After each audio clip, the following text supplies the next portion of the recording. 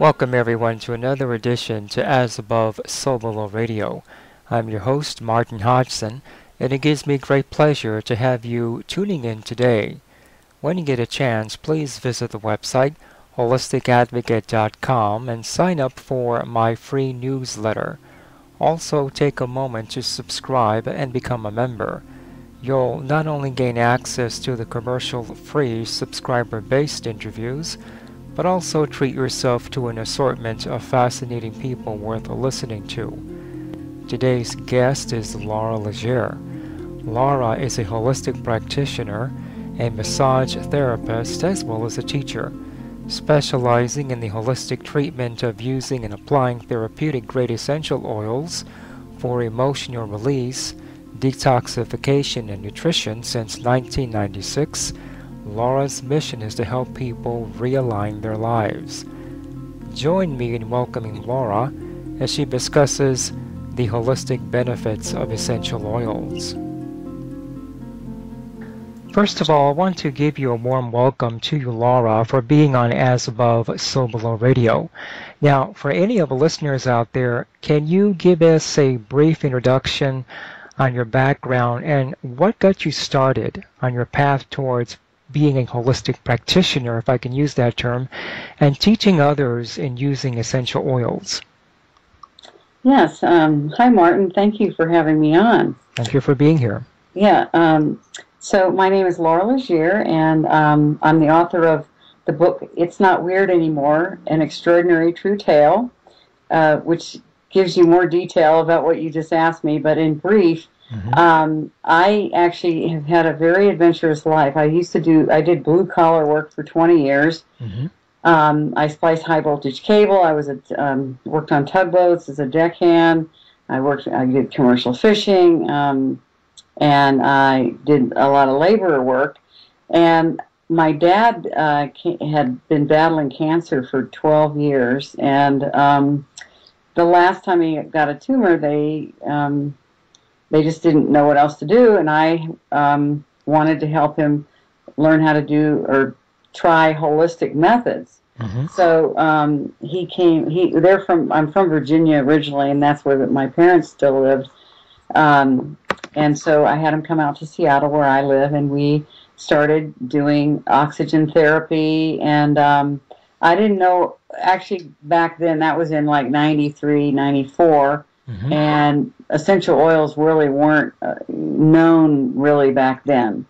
And so, but I was working with him in a naturopath, and his immune system went from 25% to 95% in 5 weeks of doing oxygen therapy 5 days a week for the 5 weeks. And I had him on a lot of, green drinks and raw food and all kinds of stuff too to help his immune system. And he said that if he had known in between times of when he didn't have cancer or they had cut out a tumor, that he would have built up his immune system. So one of the things he was dealing with was the surgery right before this last tumor. They had cut his nerves in his shoulder, and that's where the new tumor had grown.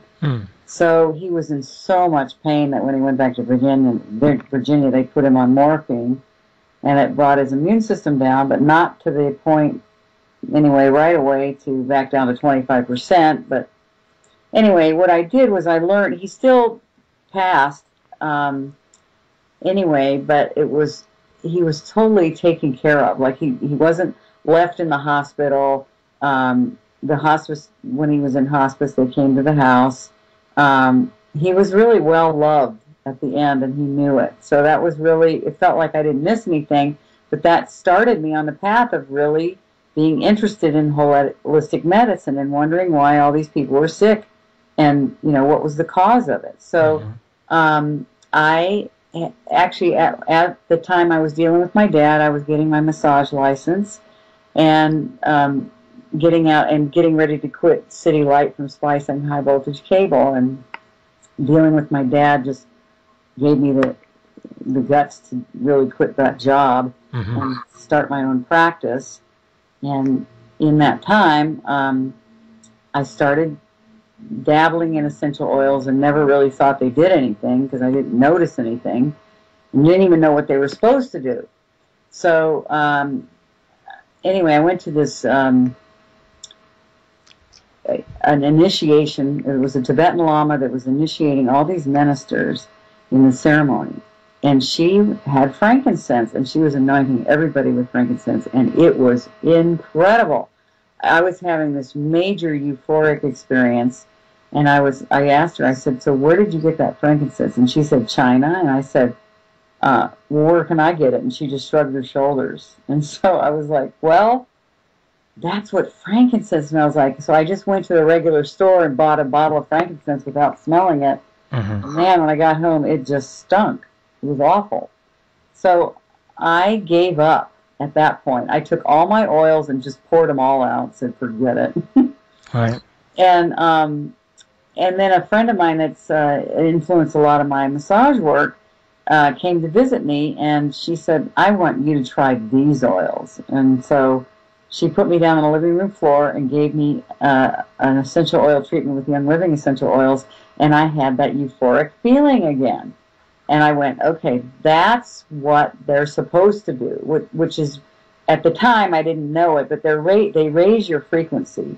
So when you have pure essential oil, I mean, not what it says on the label at the store. It'll say pure 100% oil, pure essential oil, but it's not regulated in this country, and so you can say whatever you want on the bottle. Mm-hmm. And it doesn't really mean anything. It means you might have, 2 or 3 drops of the real thing in the bottle, and the rest of it's carrier oil, stretched, or there's companies that make purely synthetic essential oils, and which are totally dangerous. With this, I have had amazing things happen with my clients because I started studying with Gary Young, that created the oils, and he started doing this in '89, and his company has been around for, the Young Living Essential Oils has been around for over 20 years, and he keeps growing. I mean, he grows them, the plants himself, but the company keeps growing too, worldwide. Mm-hmm. He's got farms in Ecuador, now he's opening up one in Peru, he's got Idaho, Utah.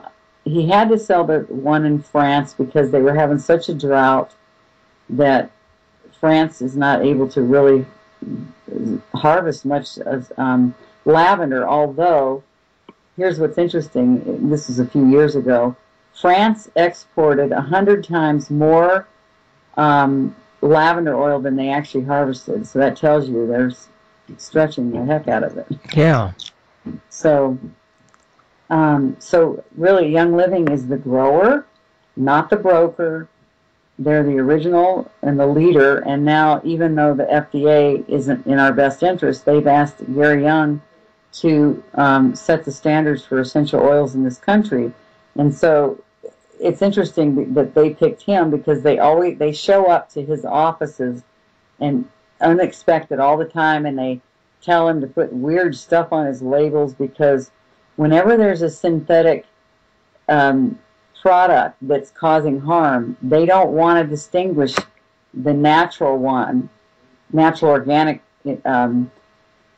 product from the synthetic product, and they want to put warning labels on the natural one too. Mm-hmm. So he's had to do that, and he's always complied, so I think that's why I guess they trust him, because they've been working with him. But, that old saying, keep your friends close, but your enemies closer. Mm-hmm. Yeah. And just to mention here, these oils are basically organic, right? Yeah. Oh, yeah. He makes sure, like, he's in control of mm-hmm. the soil and actually the farmland. Where he gets farmland has never been farmed before, or mm-hmm. up against, or it's been 30 years.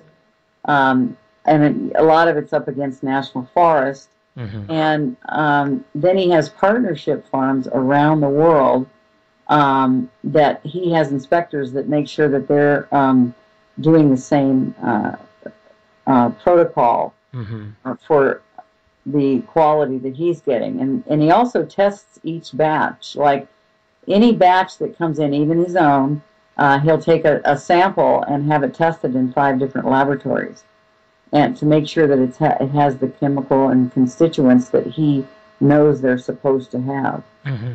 And so, and also the distilling process is what you do is you distill the plant at the lowest possible temperature, and that takes a lot longer to distill. A lot of companies might just, cut their plants, and if they actually let the plants sit around for 3 days, it's already dried out. They're kind of ruining the chemical constituents in it. Mm-hmm. And they'll also distill it at a really high temperature for a short amount of time, so they boil the chemical components out of it too.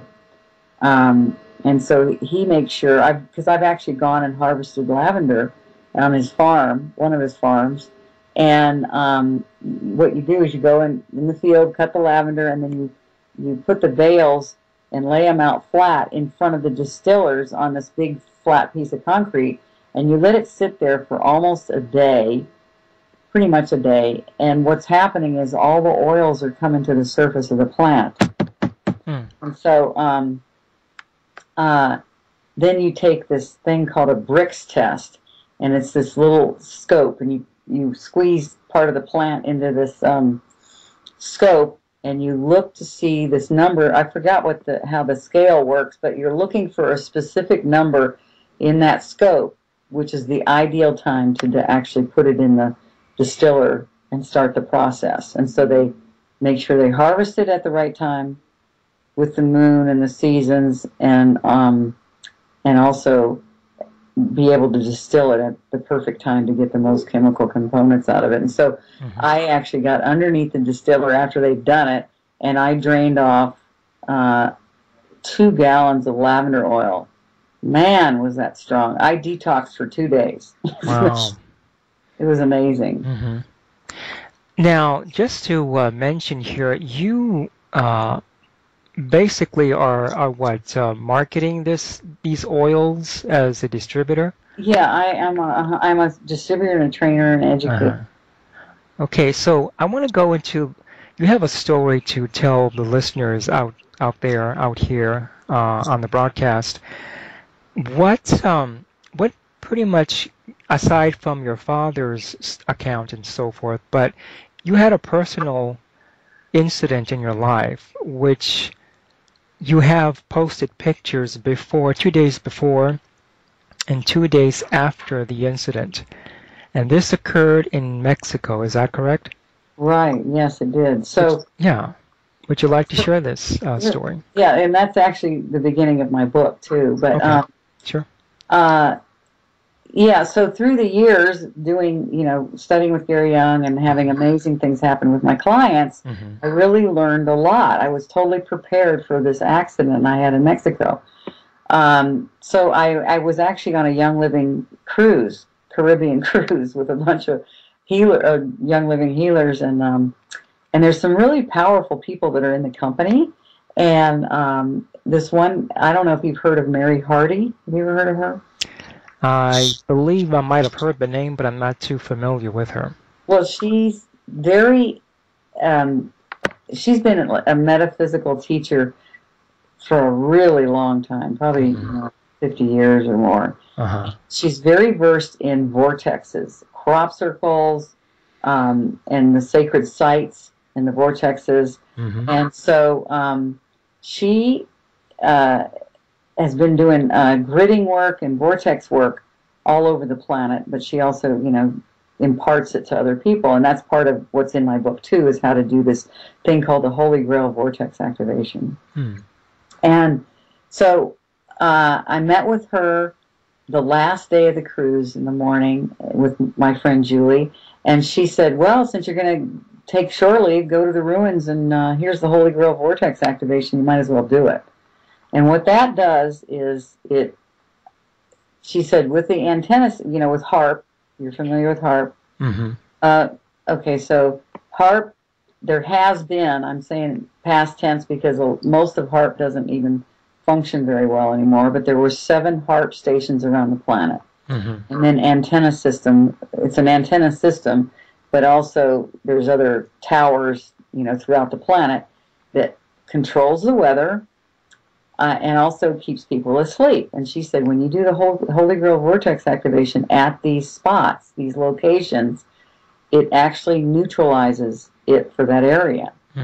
So Julie and I, being the light workers we are, we said, sure, we're going to do that. So we rented scooters, and we found out we didn't have time to go to the ruins because we were on the island of Cozumel. The ruins that we were talking about was going was going to have to take a boat, go to Tulum, and we found out we would never make it back to the ship in time to leave, and they don't wait for anybody. Right. So what we did was we rented scooters, and we went to the beach, and we went snorkeling, and we went off by ourselves on the beach and just projected ourselves to Tulum and did the activation. And so then we were just on our way on the scooters back to the boat, and then we were just going to go back to Galveston and go home.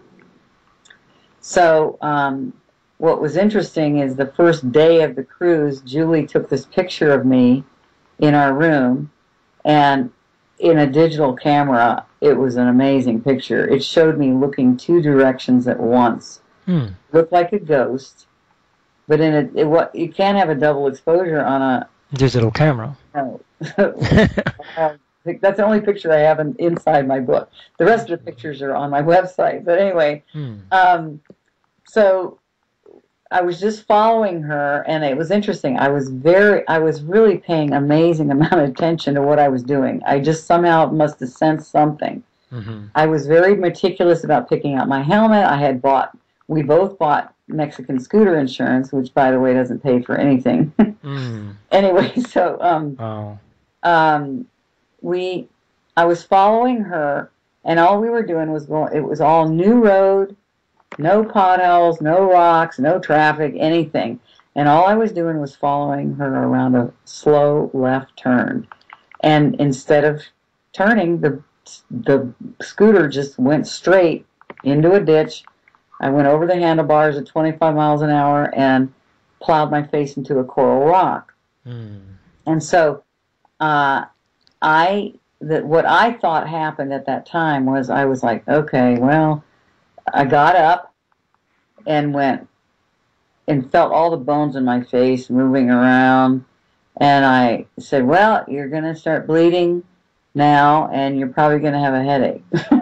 And so, and I thought that I walked out of the ditch, and the only people that showed up right away, Julie had seen it a split second in her rearview mirror before it happened because, she's got that sense. And so she had turned around, and the person that had come upon me even before she did was an American doctor. And then the ambulance was right there. Wow. We were in the middle of nowhere on the island of Cozumel. So that was an indication that this was a planned thing. So, anyway, according to Julie, I did not get up.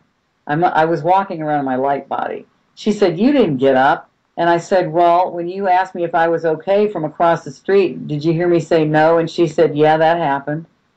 And I thought that I had totally walked out of the ditch and sat down, and then we had two huge beach towels from the boat, and I soaked both of them. And because really, if they hadn't have been there, I probably would have bled out. Yeah, absolutely. Because in the face and bones bleed a lot anyway.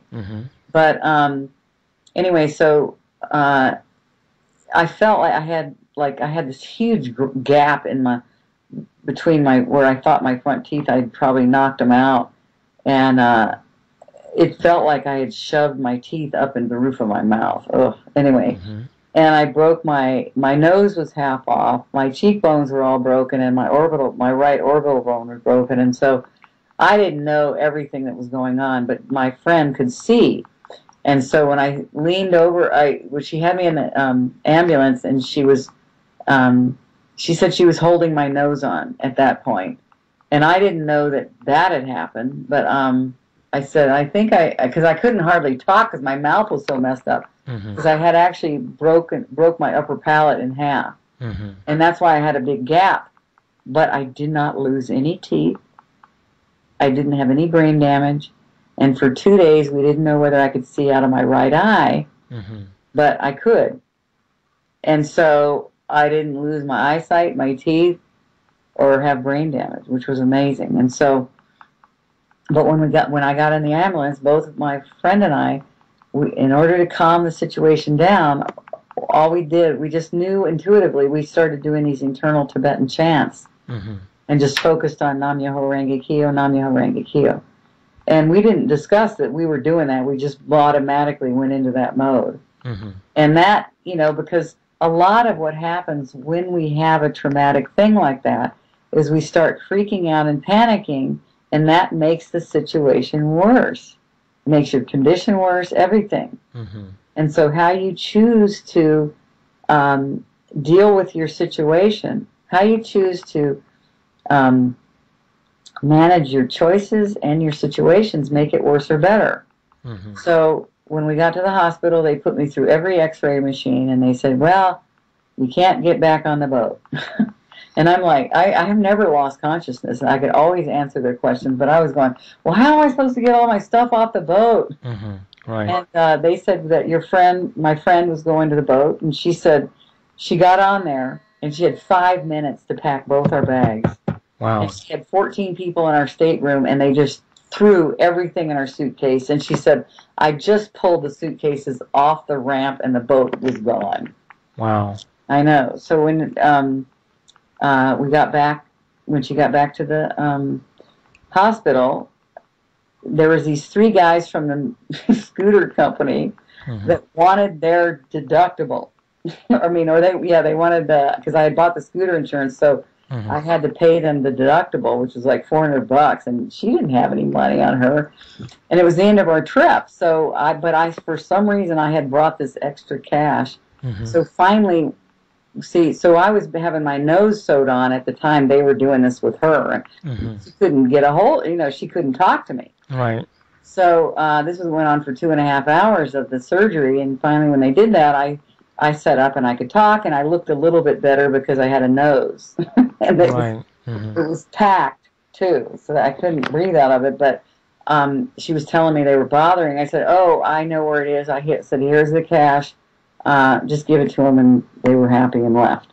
Oh, and she said, well, what about her? Paying for her medical stuff. And they go, oh, well, if she'd gone to the other hospital, we would have covered it. That's crazy. Yeah, but it wouldn't have mattered. Yeah. That one, they would have said the same thing. So, right. So she was a lot happier because it was harder for her because she was seeing me. I couldn't see me. I could just look out and look at how people were looking at me. Right. And so she got a hold of my family, and we were trying to figure out what to do. Now, it turns out I had met this man on Match.com 3 weeks before the accident, and he kept hearing when he was. See, he didn't live in Seattle when we first were in touch, and so he kept hearing when he'd look at my profile picture online, and we were just communicating by email and phone. He would hear his guide say, "Well, her nose is going to be different. Her nose is going to be different," and he was like, well, "What does that mean?" And because he didn't think I was into plastic surgery, and I kept hearing. My guys kept saying, he's going to help you, he's going to help you. Well, I didn't know what they meant exactly either. I kept thinking, help me do what? So once this happened, he flew to Mexico and traded places with my friend Julie. So I always had somebody there, plus they had a bed in the hospital room so that whoever was taking care of me could stay with me and spend the night. And so Julie stayed there 2 or 3 days because Peter was in an essential oil class that I had enrolled him in before I left. So he had taken the first day of the class. The crash happened. He gets the call. He's ready to leave. I said, no, you need to take the next 2 days of that class because you need to know how to take care of me down here. And Julie was going to be there anyway. So he did. The teachers really helped him. And Julie was just, as soon as I got in the room, she just started putting the oils on my face. Frankincense, lavender, purification, juniper. Juniper repairs nerve. nerves. Frankincense actually repairs a lot of things, and the skin and bone, and lavender does the skin as well, all kinds of wounds. And so she was using the ones, and the helichrysum is another one that repairs bone. So I was using everything that would repair the skin, muscle, nerve, bone, everything. And really within a day or two, I could feel like these little snakes crawling around in my face. Like I could feel my bones heal. And so the oils shrunk the swelling by 80% in 2 days. That's amazing. That's amazing, because I'm looking at the photo after the accident, and for any people listening to this broadcast, if you go to your website, which is lauralegere.com, you do post these photos, and one of the photos is quite graphic, as a result of the accident. And I have to say that for you not to suffer any infection, no headaches, no pain, that's a remarkable recovery. Right. It was. It really didn't, okay, so that was, thank you for that. Yeah, it was interesting. I never had a headache, and there was no way I wasn't in danger of having an infection because we had the oils, and they are totally, well, they're anti-inflammatory, antibacterial, and anti-infection. So we used them constantly, and when they cleaned the room, I had really good care in Mexico, very good care. And they cleaned the room every day, but they had chemical cleaners, and so we just had the thieves spray, which is clove and cinnamon and a few other oils mixed together, and we would just spray the room with thieves, and that would dissolve any of the chemical stuff, and plus, spray the doorknobs or whatever. And plus, the doctors and nurses would let us put the oils on them. They really liked them. And I think the room was right outside the emergency room, so the oils were going out under the door and calming the emergency room. And I did find out that they remembered me a couple of years later because they said I was the most messed up person they'd ever had in their hospital. Now, I think that's kind of interesting, too, because I was not reacting the way they're used to people reacting to their situation. One of the doctors thought that I didn't understand how severe it was because I wasn't freaking out.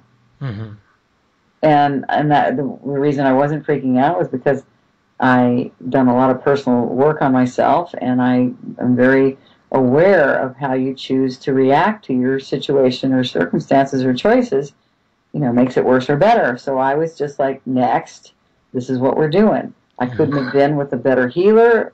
Now, it's interesting that an American doctor and the ambulance were right there, and then I met this man on Match.com who was in an essential oil class. So my mom, who's pretty healthy, my brother and she would have come to Mexico, which would have been really not very easy because it was only one bed. It would have been hard to do it that way. So this way, Julie and Peter just traded places, and Julie had a big list of him for what he needed to do, and he had to do the raindrop therapy on my feet for the, which is using the spine points on my feet, using oregano and thyme that would actually draw out any viruses, basils for muscle spasms and pain, cypress is for blood circulation, wintergreen repairs bone, peppermint is really good for nerves and tissue pain, and marjoram repairs nerves. And, so he was layering those oils on the spine points of my feet, which was perfect. He did it every day.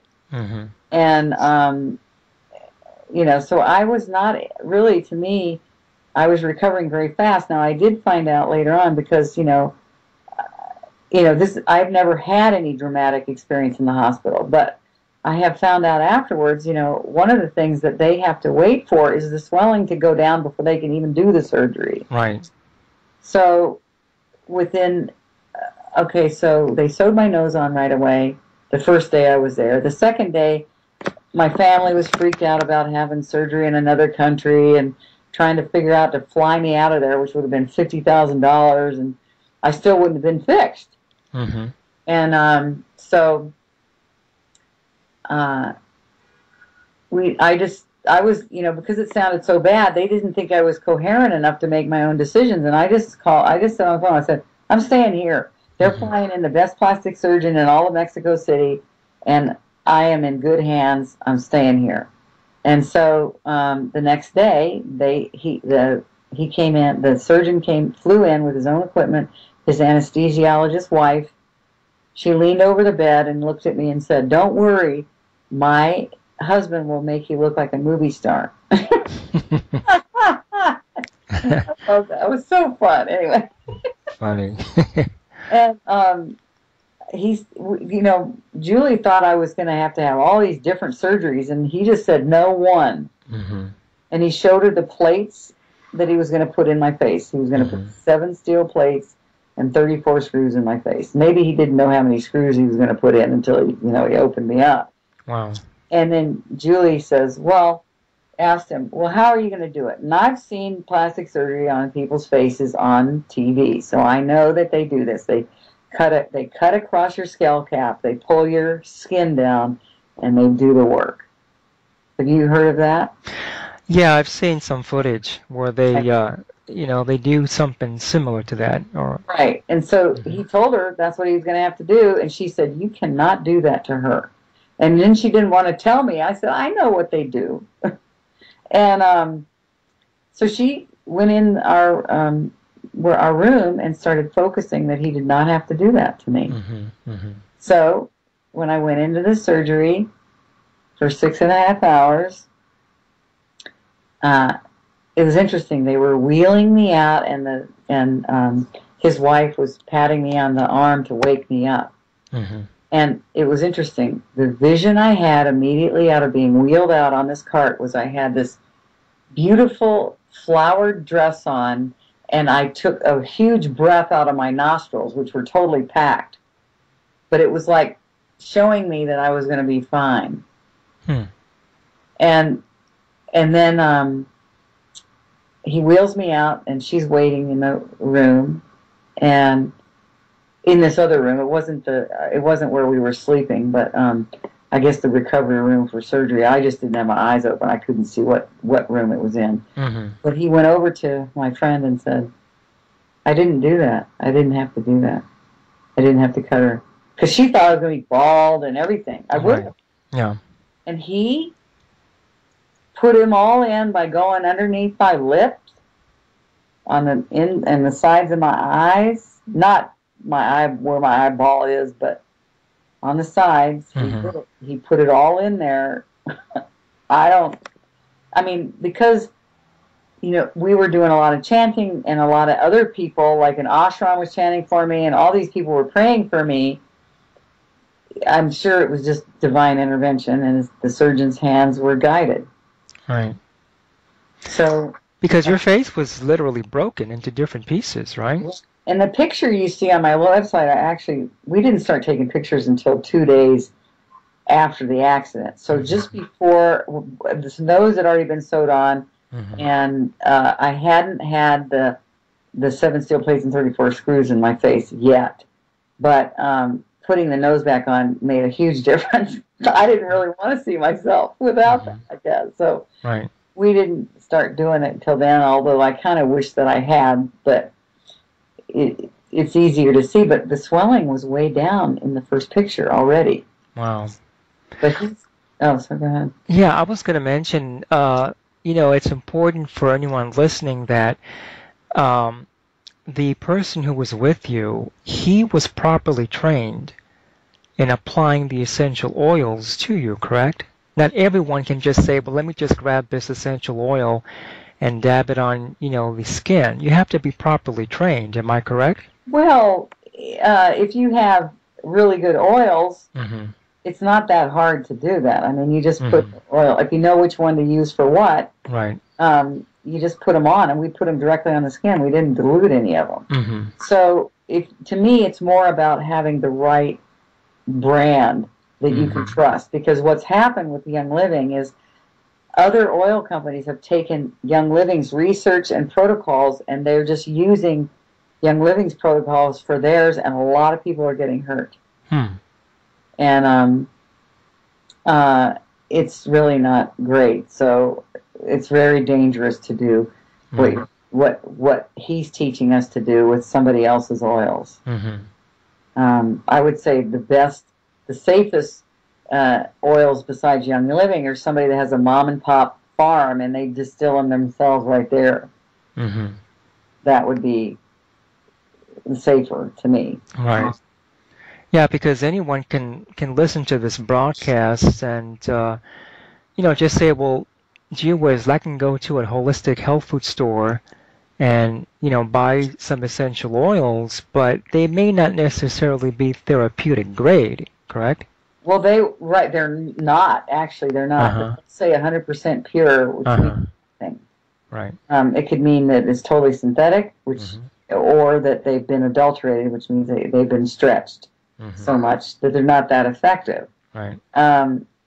So, you really need to know where they're coming from. And the other thing is, if the people where you're getting it are, have gotten it from a broker, you really don't know. Right. What's in it, where it came from, or anything. You can say, they say whatever, and there's this huge demand for essential oils now. And so what's happened is there's also what it makes is people are making a lot more fake stuff because there's this huge demand. There's not enough original organic plants to cover the demand. Just like I said, France exported 100 times more essential oil than they actually harvested. So this is where you've got to be really careful about that. And so it's kind of dangerous because everybody's using his protocol with whatever they've got. Right. And you're most likely not going to get the same results. So people need to be aware of that. Yeah. Now, you've also written a book called It's Not Weird Anymore, An Extraordinary True Tale. You want to talk about that book that you've written? It's a very unusual title to label a book, I have to say. Why would you label a book something like that? Well, a lot of it, I mean, it starts out with the accident and all the synchronicities that happen. So one was, a doctor, American doctor in the ambulance being there, and everything being in alignment with what needed to happen for me that seemed very easy.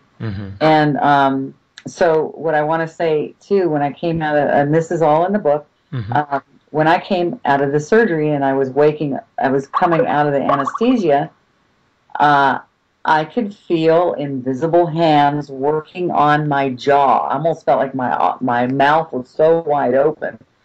Etherically it was. But I could feel all these adjustments being made on my face and head.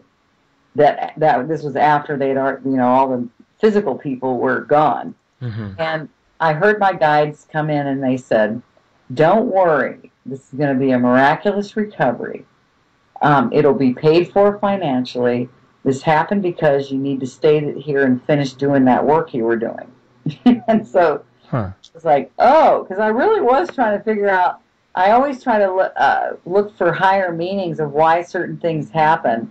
And that gave me the answer. Because when I went off the scooter, when that scooter didn't turn, I didn't do that. I felt like I went through some kind of vortex. And so so the book is really about my spiritual wild adventure, beginning with that. And so having my Match.com relationship, and when I got home, I started doing my massage work a little bit, even after being in the hospital for 8 days in Mexico with all that. I came home. Oh, no, we couldn't fly home right away because my sinuses were healing, so we had to stay in Mexico another week. So we went to the ruins and did all this spiritual work at the ruins there. And we did the Holy Grail vortex activation. We had some very magical experiences with people doing that. And we got home, and everybody kept saying, well, what's happening? What's happening? What's happening next? And every time I told them, they were like, wow. And I go, I need to write this down. Mm-hmm.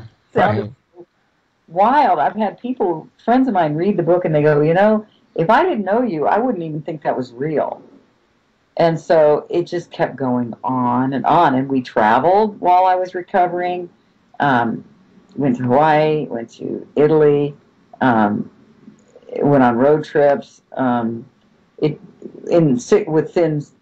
did all that within 6 months of me recovering and having the hard swelling go down. But I'm teaching people. I'm introducing people all the other healing modalities that the oils work with, which was. I did some chiropractic. Nothing really happened to my neck, which is really interesting. And I found out, since Michael's my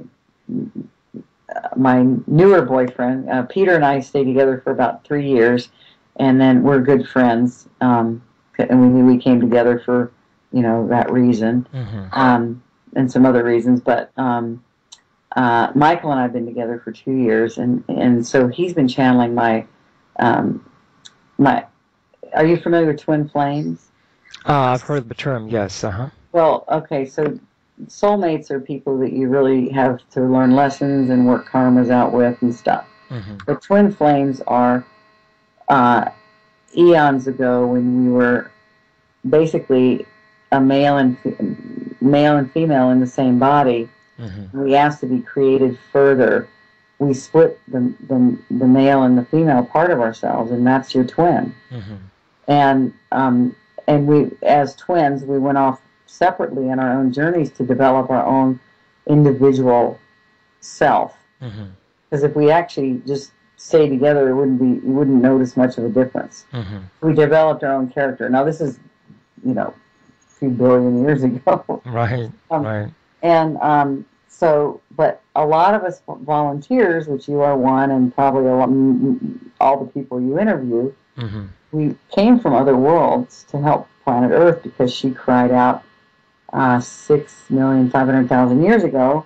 The great clarion call went out, and trillions upon trillions of beings answered the call, but we had to go through this really rigorous interview process, and few were chosen. Few were tough enough to be able to come here and do this work down here. Right. This is the most messed up planet that's ever been. Absolutely. Now, I'm looking at your website here, Laura, and you have an assortment of different nonprofit organizations that looks to me like that you're favoring here, so to speak. One of which caught my interest is the World Peace Caravan, which is scheduled for 2014 in Jordan. You want to talk about more of this caravan? Perhaps people may be interested in being a part of this trip here. Yes, I would love to. So Gary Young, who's the originator of Young Living Essential Oils, because he has relationships with people all over the world because of his business, he has had a dream for a really long time to have a caravan, a peace caravan. Now, in past lives, and he probably won't ever admit this, but a lot of us who are really psychic know that he's had past lives as caravan captain. And he even wrote a book called The One Gift that's all about driving these caravans using the frankincense trail to transport goods and oils along the frankincense trail for commerce. And it's a very entertaining book, and he wrote it as fiction, but a lot of us think it's past life recall. And he actually, about 3 or 4 years ago, he actually did the frankincense trail on camels. So he has, he's not a novice at creating the World Peace Caravan. So what he did was he needed about 7 or 8 major people to help him put this together. I don't remember everybody, but he needed a camel driver, and somebody that had the camels. He needed somebody high up in the government, and all these people to put it together. So he flew to Jordan for 4 hours, went to a restaurant. I think this was last winter, like January or something. And the waiter brought him his food, and the waiter said, "Well, is there anything else I can get you?" And he said, "Well, yeah, I need a camel driver and somebody high up in the government." And he named off all these people he needed, and the waiter goes, "Wow, is there anything else?" And he goes, "No, that'll about do it."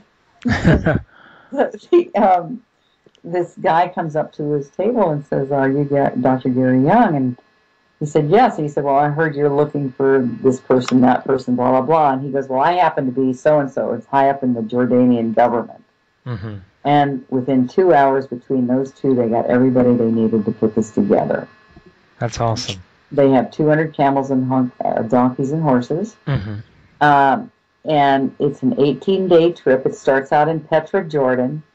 And there'll be opening ceremonies, and I am working on getting sponsors. So you see, it's a nonprofit event, and so they want to try. They haven't even. They're getting ready to tell us how much it's going to be, but they're trying to make it very, very inexpensive for people.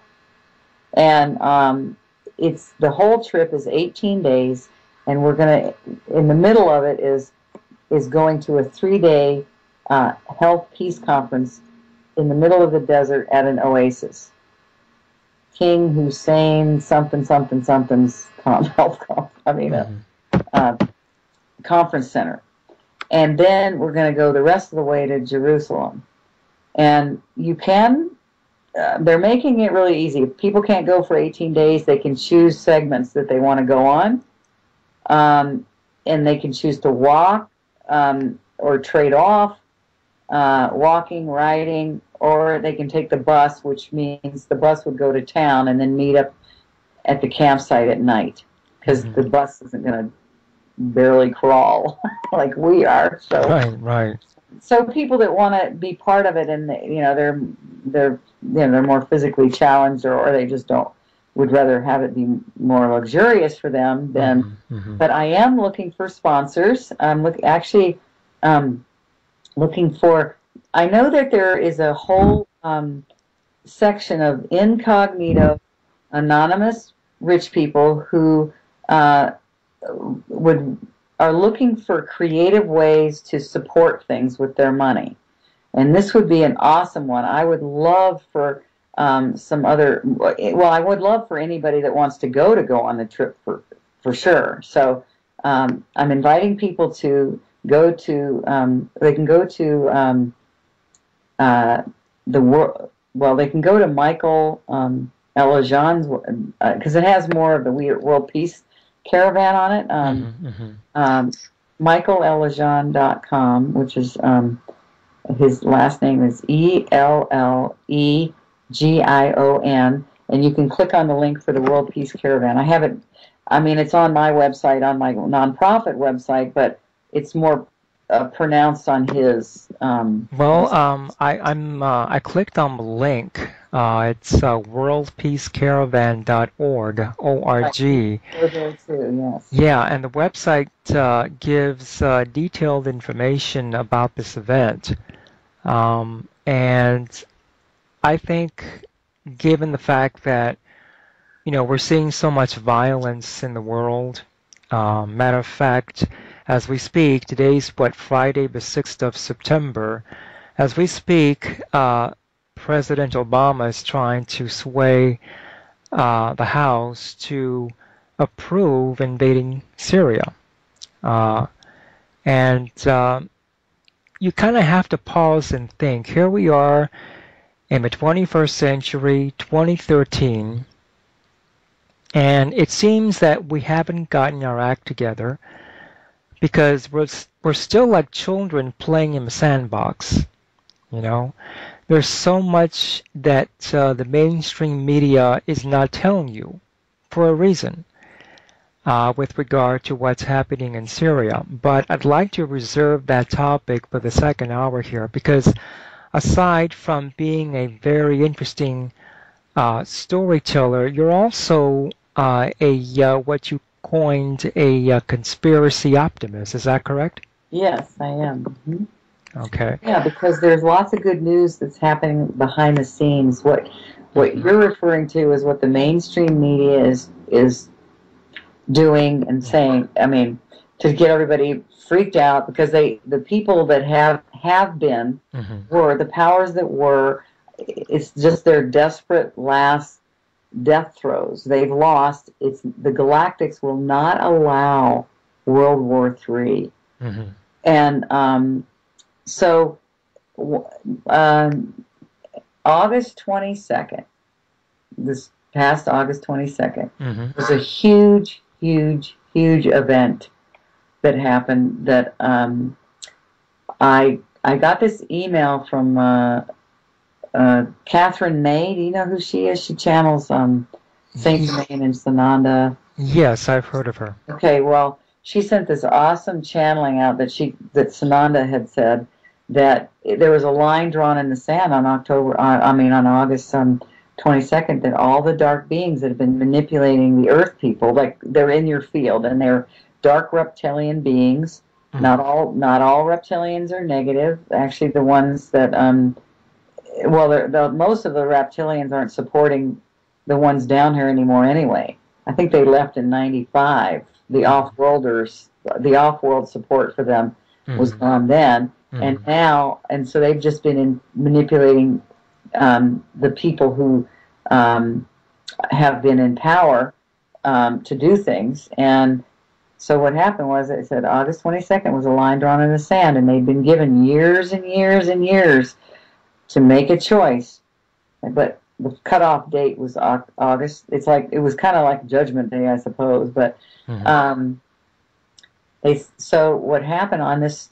I happened to get on this blog talk radio show that Catherine May was doing that night, and she brought Gabriella on, and this dark being who had turned to the light named Prince Reginald, and Gabriella was who he had been manipulating for her whole life.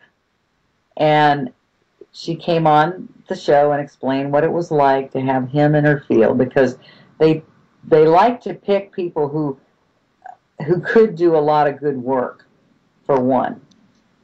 I mean, so that nothing happens, so that Mm-hmm. you don't get anything done. And she's been poor her whole life and could never get. She had all these good ideas, but she said she felt like she was underwater all the time, Mm-hmm. totally broke all the time. Right. And so Catherine May channeled Prince Reginald for her, because, she learned that that's who was attached to her just recently. She didn't know that was going on the whole time. And he apologized to her, and he said there was no way that his apology would make up for manipulating her like that, or screwing up her life. But he said, all I can say is what I thought I was doing, and I'm taking, because they just thought they were really special, and they had a mission, and they thought they were worshiping Lucifer, but they really weren't. That Lucifer is really was sad that they used his name, Mm-hmm. um, you know, to do these dark things.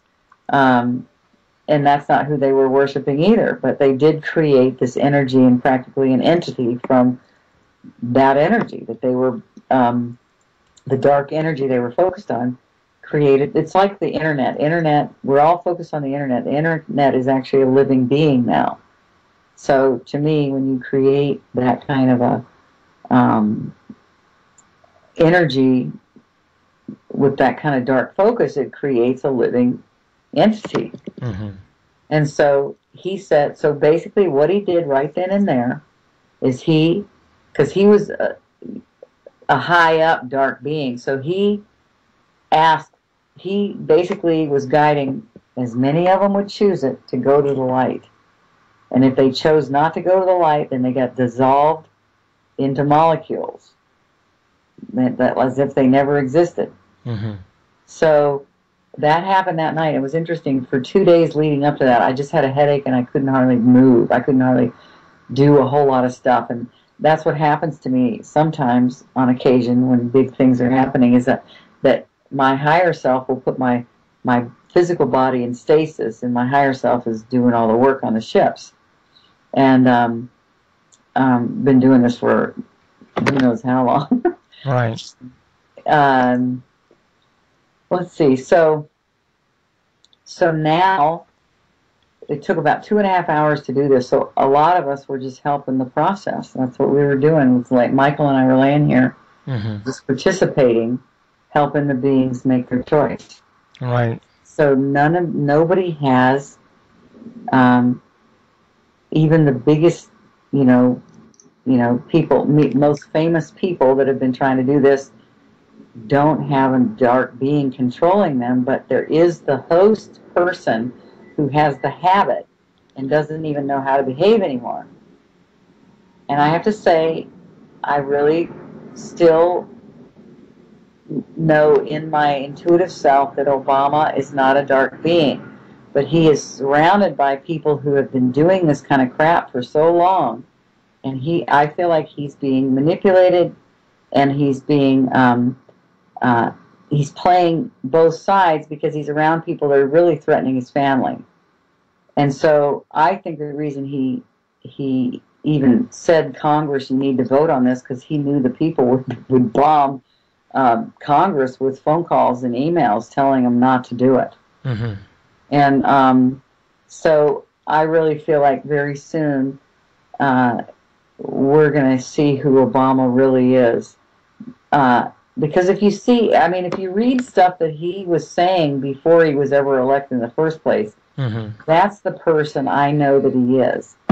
It's just that, the first day he gets in office, he has this envelope on his desk that says, this is what you do. You work for us. You're just a figurehead. Well, yeah, and aside from that, all I have to do is show the footage of the Kennedy assassination, and I mean, that in itself speaks volumes as to what will happen if the incoming president doesn't do as or what they tell him to do. Right, and he's this is the last of it, because really, when they have planned to do so many things that have not ever come to fruition, and they will not, but they've made plans.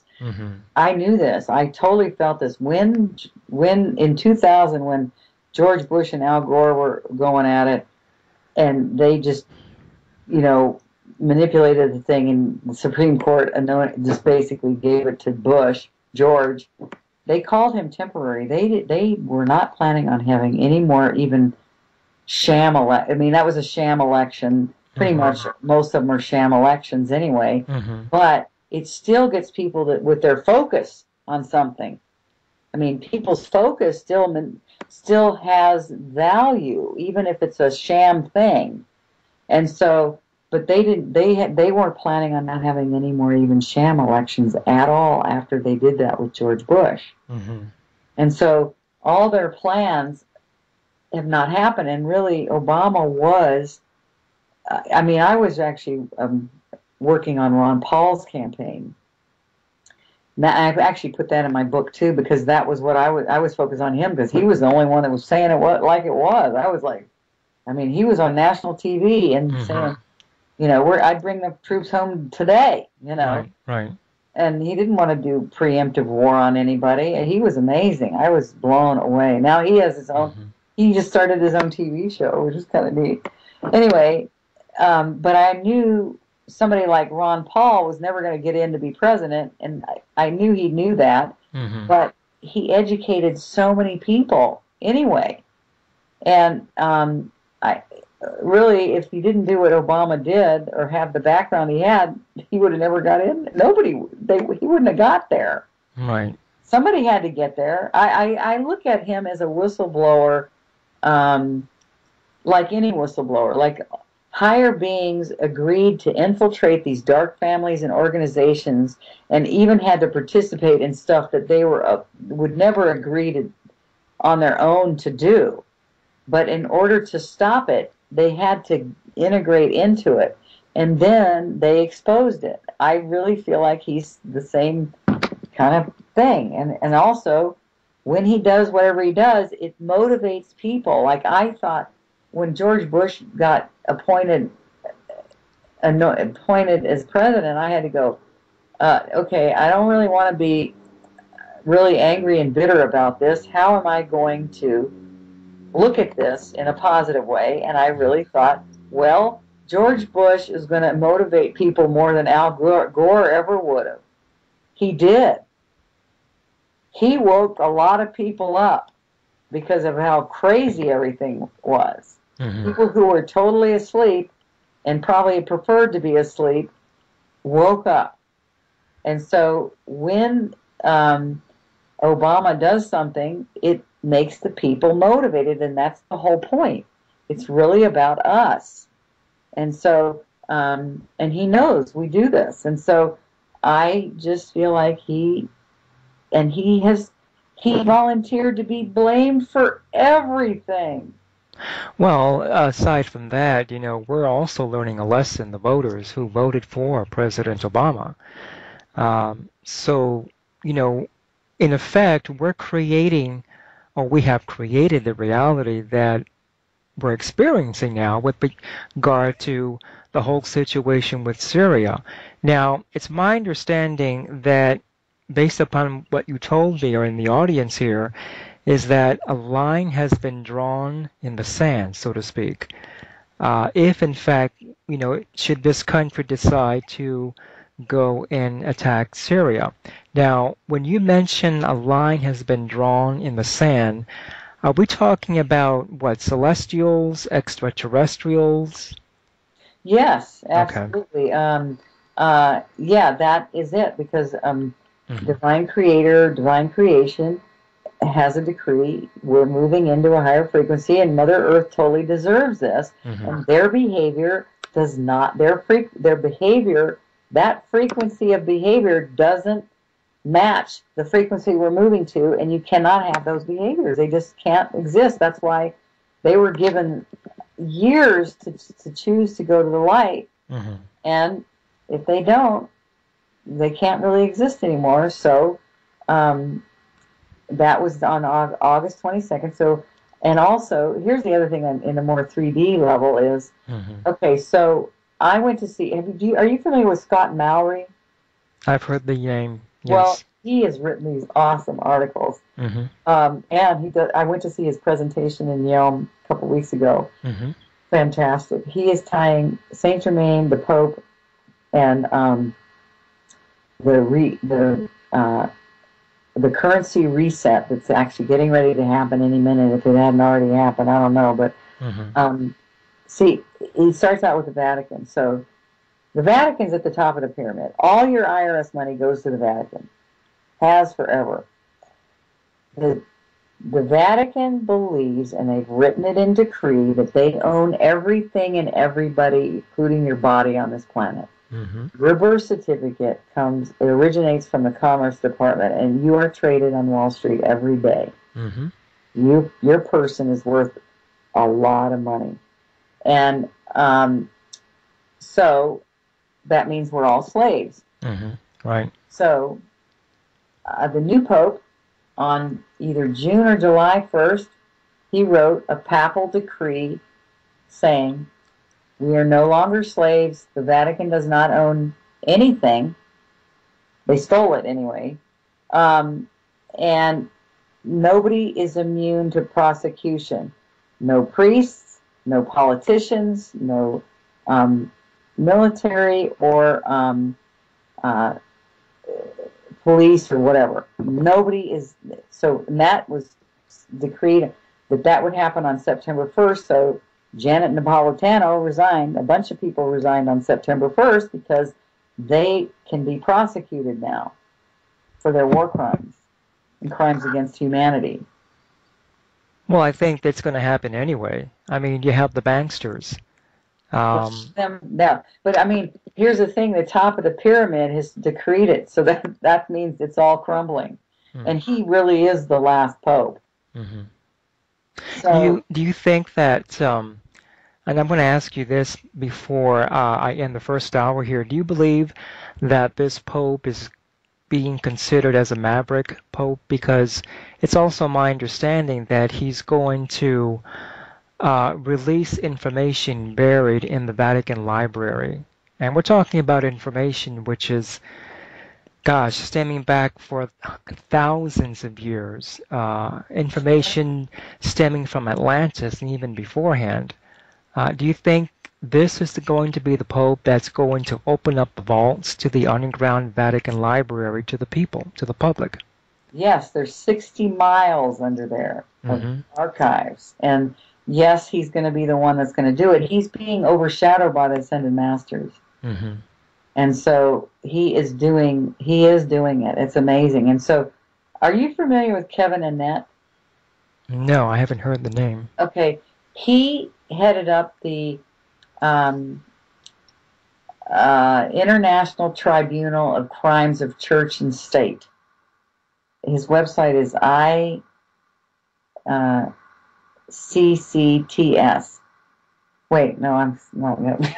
Got it wrong. Anyway, Mm-hmm. anyway, he actually is a excommunicated Jesuit priest in the early '90s that ended up getting a parish up in British Columbia in a small town, and he actually. I don't want to go into so much detail because it hits a whole other conversation. Mm-hmm. But he took all these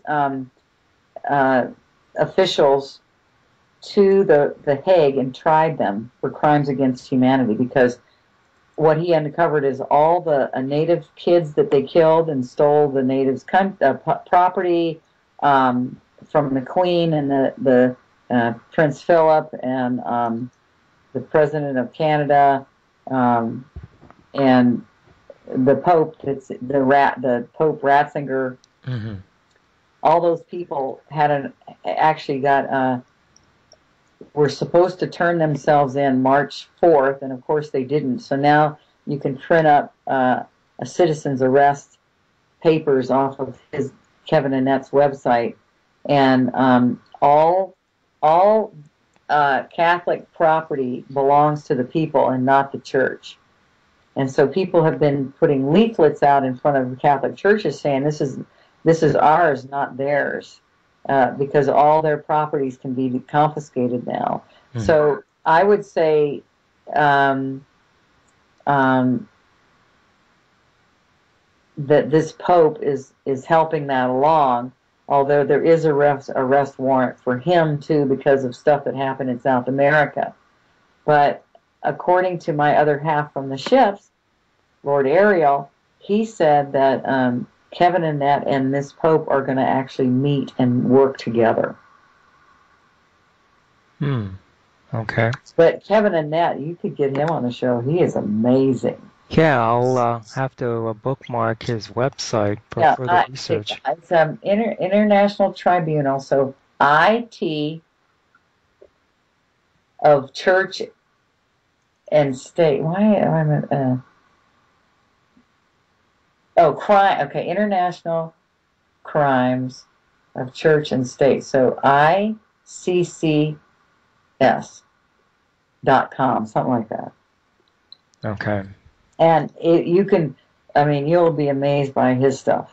And it'll be good to get his stuff out there even more so. But, to me, the Vatican's at the top of the pyramid. This is all coming down, and this Pope now is helping that happen. Interesting. Well, Laura, it is towards the end of the first hour here. Do you have anything else you'd like to discuss to the listeners out there? Well, you know what? I actually was going to. I feel like in a way I get jumped around because one aspect goes to another, and so I want to kind of finish why I think what I was told to about why I had the accident was. And this part wasn't in the book. The book is really about doing the Holy Grail vortex activation at the ruins. But there was another aspect that Ariel told me. He said that the Galactics didn't know how, in the ascension process, how artificial body parts were going to transmute with the physical body in ascension, and so unconsciously, my higher self volunteered to have artificial body parts put in my body so that we could, so it actually, because a lot of us are surrogates for a huge amount of people. So I was a surrogate for people that have artificial body parts to ascend. And he also said he cushioned my fall by 70%, or I wouldn't be here. Right. Now, when you mention artificial body parts, are we bordering something dealing with nanotechnology and transhumanism here, or? No, just I put the plates and the screws, so not Okay. not All right. bone, but a lot of people have plates and screws and stuff like that. So I wanted to know how that would work. So I volunteered, not consciously. Right, right. But yeah, so that was one of the main reasons too. So Right. Okay. so that's Well, all. yeah, there are no accidents. This was pre-planned, obviously, by your higher self at another time. And fortunately, you had the American physician there at the scene of the accident. Everything was just orchestrated by a higher authority, so to speak, when you think about this. Oh yeah, absolutely. It Yeah. was, yeah. Mm-hmm. Okay, great. Well, I appreciate you taking the time to chat here for the first hour, Laura, and I look forward to the second hour here then, okay? Great. Thanks, Martin. Thank you, Laura. Take care. Enjoyable. Thank you. Goodbye. Bye. That's it for the first hour on As Above, So Below Radio. Tune in for the second hour by subscribing to holisticadvocate.com, where Laura will share her perspective on the Syrian civil war and the lucrative war machine that's involved, why the ETs will not permit a further escalation of this civil war, Fukushima, and how the ETs have been mitigating the severity of the radiation fallout, how our density is thinning, and the growing awareness of other beings. And disclosure, are the masses prepared for open contact, and much more.